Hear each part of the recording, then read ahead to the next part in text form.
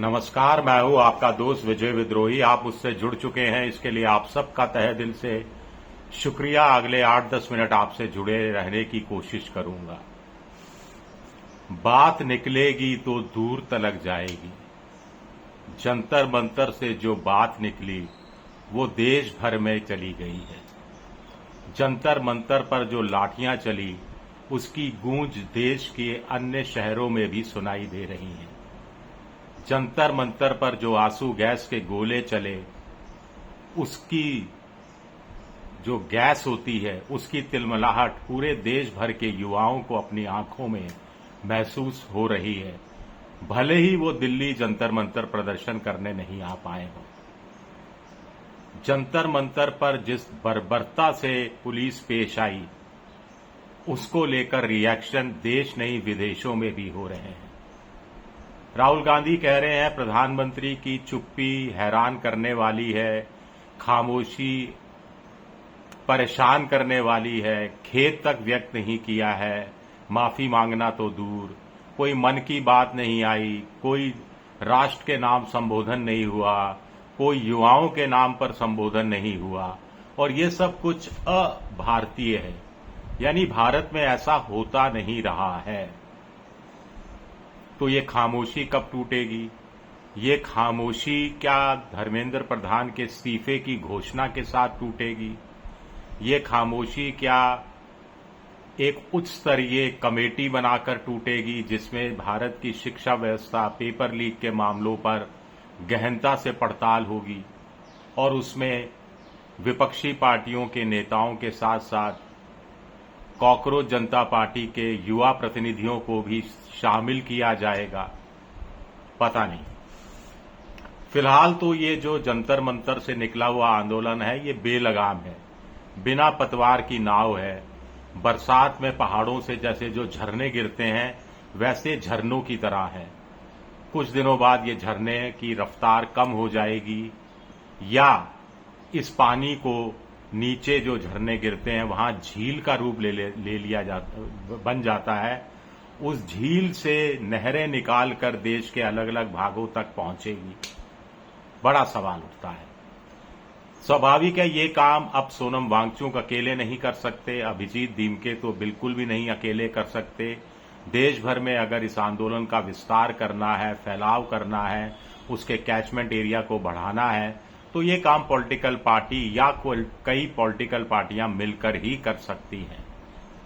तो इस आंदोलन को राजनीतिक नेतृत्व की जरूरत महसूस की जा रही है। अब आगे क्या होता है ये इस पर अभी चर्चा करना मुश्किल है, लेकिन मोटे तौर पर ये तो हम चर्चा कर सकते हैं कि जो जंतर मंतर पर हुआ, करीब मामला तो 22-23 दिन से चल रहा था, लेकिन जो आखिरी दिन 20 जुलाई को हुआ, सुबह 9-10 बजे से लेकर शाम के 7 बजे तक करीब इन चंद घंटों ने 12 साल के कुछ भ्रम तोड़ कर रख दिए हैं। 12 साल से जो एक डर का माहौल बना हुआ था, जिसमें जांच एजेंसियां इस डर के माहौल को और गाढ़ा कर रही थी, गोदी मोदी मीडिया इस डर के माहौल में रायता फैलाने की कोशिश करता रहा था, लेकिन छात्रों ने लाठियां सहन करके, पानी की बौछारें सहन करके, आंसू गैस से आंसू निकालकर इस धारणा को खत्म कर दिया है और वे अब निडर हो गए हैं। अब वो कह रहे हैं टी शर्ट पहनकर कि हां, अब आप चाहें, कल तो मुझे पीटा था, आज आप चाहें तो मुझे मार सकते हैं, मैं मरने को तैयार हूं। एक लड़का कह रहा था, बगल के लड़के ने कहा मरना नहीं है, अगर मर जाएंगे तो लड़ेंगे कैसे? लड़ना है। पाश की कविता याद आती है, हम लड़ेंगे साथी, हम लड़ेंगे जब तक लड़ने की जरूरत शेष है, हम लड़ेंगे कि अब तक लड़े क्यों नहीं, हम लड़ेंगे कि लड़ने के बगैर कुछ हासिल नहीं होता। पहली चीज डर दूर हुआ है, दूसरा सरकार का इकबाल, सरकार का औरा, सरकार का रौब, ये सब धरा का धरा रह गया है। तीसरा, बीजेपी का टूल किट कोई काम नहीं आता हुआ दिख रहा है।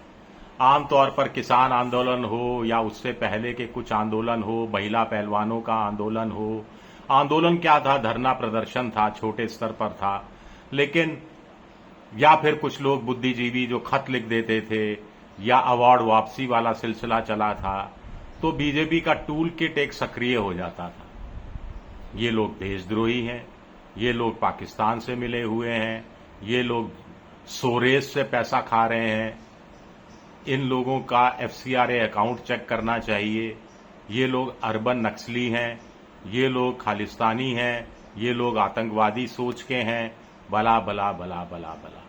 इनको बदनाम करो, इनकी खिलाफ एक नैरेटिव बनाने की कोशिश करो, इनके परिजनों पर, परिवार के करीबी लोगों पर हमले शुरू कर दो। हमले मतलब शारीरिक हमले नहीं, बयानों के जरिए हमले शुरू कर दो।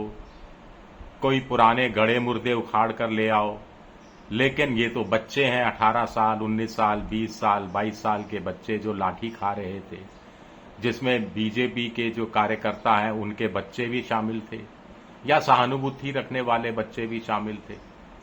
पुलिस जो लाठी भांज रही थी, उनके खुद के बच्चे घर में हैं जो नीट की परीक्षा की तैयारी कर रहे होंगे या नीट की परीक्षा पास करके डॉक्टरी की तैयारी कर रहे होंगे, इंजीनियरिंग की तैयारी कर रहे होंगे, लॉ पढ़ रहे होंगे, एमबीए कर रहे होंगे, आईआईटी में जाने की तैयारी कर रहे होंगे।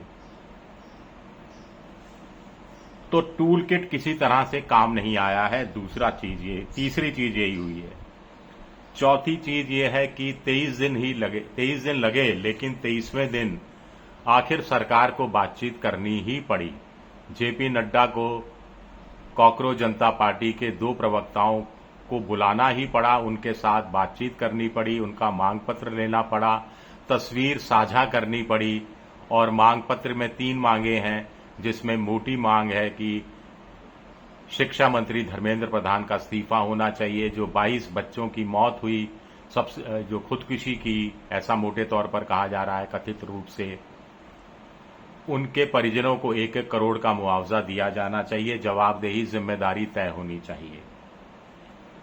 तो सरकार की अकड़ में कमी आई है। रीढ़ की हड्डी, बहुत सवाल उठते थे। एक और बात हुई, 5वीं बात जो मुझे लगता है कि जेन जी का सामना कैसे किया जाए। राहुल गांधी कुछ बयान देते हैं तो कई मंत्री उनके पीछे छोड़ दिए जाते हैं, कई प्रवक्ता उनके पीछे छोड़ दिए जाते हैं, लेकिन जेन जी जो बातें उठा रहा है, जो मांग रख रहा है, जिस ढंग से अपना गुस्सा, अपने आक्रामक शैली में इनकलाब जिंदाबाद के नारे लगाते हुए सामने रख रहा है, उसका सामना करने के लिए या उसकी खिलाफत करने के लिए बीजेपी के पास कोई युवा चेहरे नहीं है। युवा चेहरों का अकाल दिख रहा है,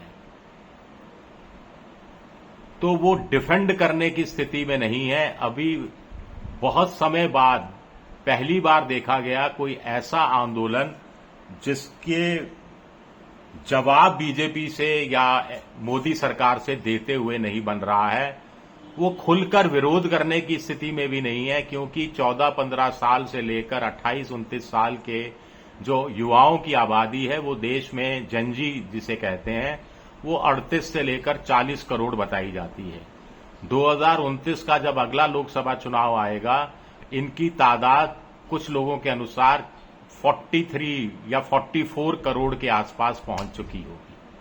और ये 44 करोड़ वोटर धर्म से ऊपर उठकर, जाति से ऊपर उठकर अगर वोट दिया और मुद्दे के नाम पर दिया, जंतर मंतर को ख्याल में रखकर, दिमाग में रखकर दिया, क्योंकि जो बच्चों ने 18 साल के, 16 साल के बच्चों ने जो भुगता है, उसको ताउम्र वो भुला नहीं पाएंगे। मैंने कई छात्रों के आंदोलन कवर किए हैं। अरब स्प्रिंग आपने सुना होगा, ट्यूनीशिया से शुरू हुआ था, फिर मिस्र और अन्य देशों में फैला। मिस्र यानी इजिप्ट की राजधानी काहिरा यानी कायरो में आपको ध्यान होगा, तहरीर स्क्वायर पर, तहरीर चौक पर हजारों की संख्या में युवा इकट्ठे थे। मैं वहां मौजूद था, करीब 13-14 दिन मैं वहां मौजूद था, और उन्होंने वहां की सरकार का तख्ता पलटाकर ही काम किया, चैन की सांस ली थी। निर्भया रेप केस हुआ, मनमोहन सिंह की केंद्र में सरकार थी, शीला दीक्षित की दिल्ली में सरकार थी, उसके खिलाफ युवा बड़ी तादाद में उतरे थे, जिसमें लड़कियां थी, लड़के थे, माँ बाप के साथ आए हुए थे, खुद माँ बाप भी वहां आए हुए थे अलग से। मैं वहां चीजें कवर करता रहा था। अन्ना का आंदोलन, जिसके लिए आरोप लगता रहा है कि आरएसएस ने पीछे से साथ दिया था, वहां भी युवा पीढ़ी की तादाद बहुत थी। निर्भया रेप केस यानी महिलाओं की सुरक्षा का मुद्दा देश भर में ये फैला, और उसके बाद जब दिल्ली में, राजस्थान में, मध्य प्रदेश में चुनाव हुए तो सब जगह वहां कांग्रेस की सरकार थी, सब जगह कांग्रेस की सरकार की छुट्टी हो गई थी। यह हमें नहीं भूलना चाहिए। तब कांग्रेस की सरकार की छुट्टी हो सकती है तो आज क्या हो सकता है, मुझे ये बताने की जरूरत नहीं है। अन्ना का आंदोलन करप्शन के खिलाफ, एक सच्चे ईमानदार आदमी की राह का सबसे बड़ा रोड़ा भ्रष्टाचार होता है।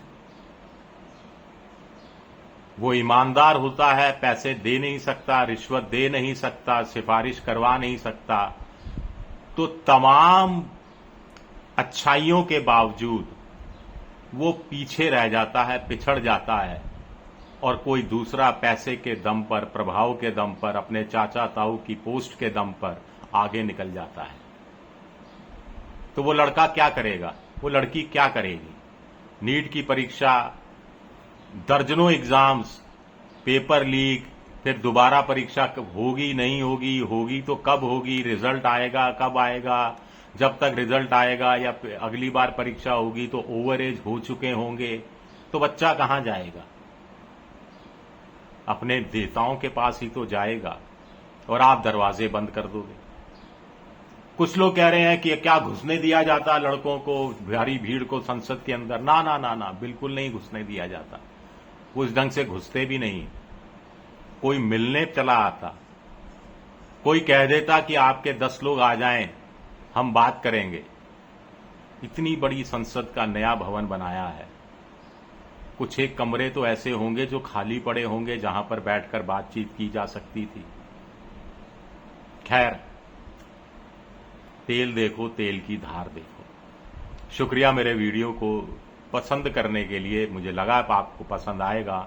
पसंद आए तो शेयर कर दीजिए, लाइक कर दीजिए, सब्सक्राइब कर दीजिए। शुक्रिया, बहुत बहुत शुक्रिया।